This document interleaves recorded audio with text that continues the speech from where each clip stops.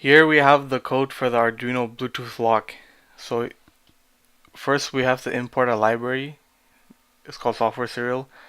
And what this does, it virtually ports, it will make the digital ports 10 and 11 transmit and receive data.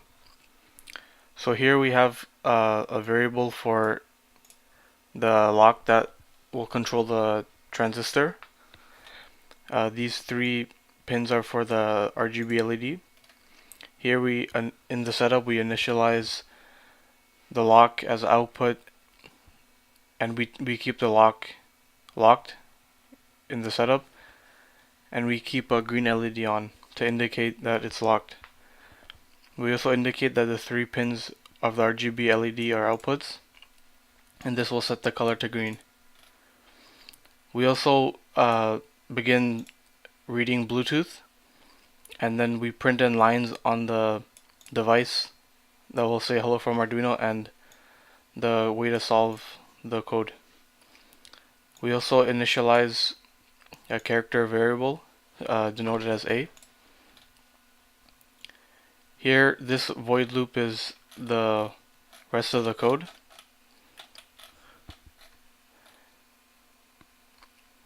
So when Bluetooth is available, then it'll read for the character that is the variable A. If it does not equal U, then it will stay locked and the LED will change red for a few seconds, for half a second, and then it will stay locked,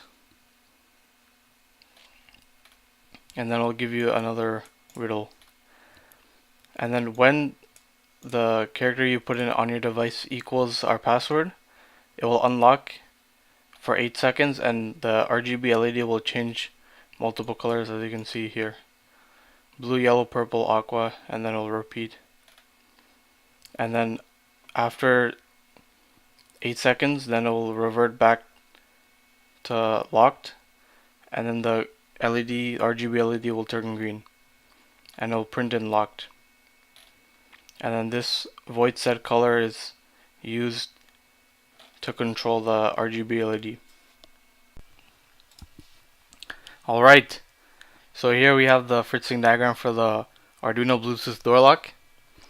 Here we have our 12 volt negative and positive terminals. So that 12 volt negative will go into the breadboard's negative section, which extends onto the other side. The 12 volt positive will go on one pin on the door strike, and then the other pin will be negative, which will go into the tip 120 transistor, and then that's going to be controlled using pin 9. So here we have our RGB LED, which has 330 ohm resistors on it, and these are connected to the digital ports 3, 5, and 6, which are PWM. Here we have our Bluetooth module, and here's the diagram for that. So we'll have pin 11 goes to the receiving end, and then the transmitting on the Bluetooth will go to pin 10. And in the code you'll see we import a library which will virtually port pins 10 and 11 as transmitting and receiving ports. Here we have 3.3 power, and then here's the ground. So this, in fritzing, there's not really a tip 120 transistor, so on the screen I'll put a more accurate diagram of what happens here, and that should be good.